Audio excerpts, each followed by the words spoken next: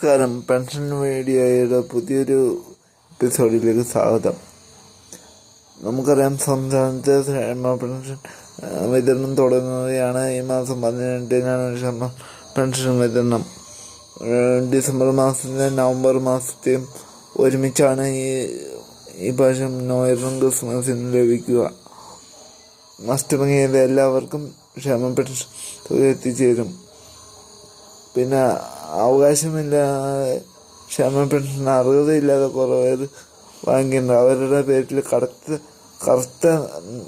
കറുത്ത നടപടിയാണ് സംസ്ഥാന സർക്കാർ സ്വീകരിക്കുന്നത്. കറുത്ത നടപടി എല്ലാം ആഡംബര വീടുള്ളവർ, കാറുള്ളവർ, പിന്നെ 2 ഏക്കർ സ്ഥലമുള്ളവർ, വീട്ടിൽ AC ഉള്ളവർ ഒക്കെ പുറത്താവുകയാണ്.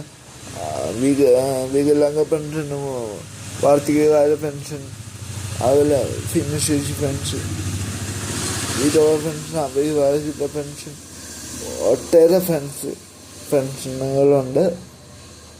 എല്ലാം നിയമം മാറുകയാണ്.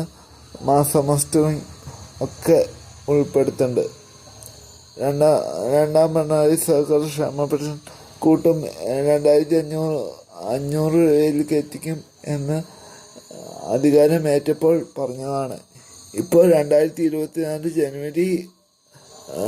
ജനുവരി ഫെബ്രുവരിയിൽ ഇലക്ഷൻ പ്രമാണിച്ച്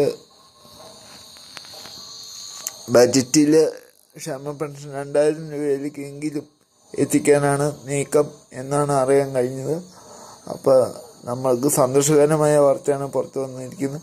എല്ലാവരും ഈ ചാനൽ സബ്സ്ക്രൈബ് ചെയ്യുക, സപ്പോർട്ട് ചെയ്യുക, കൂടുതൽ ആൾക്കാർക്ക് ഷെയർ ചെയ്യുക, നിങ്ങളുടെ അഭിപ്രായങ്ങൾ കമൻറ്റ് ചെയ്യുക. നന്ദി, നമസ്കാരം.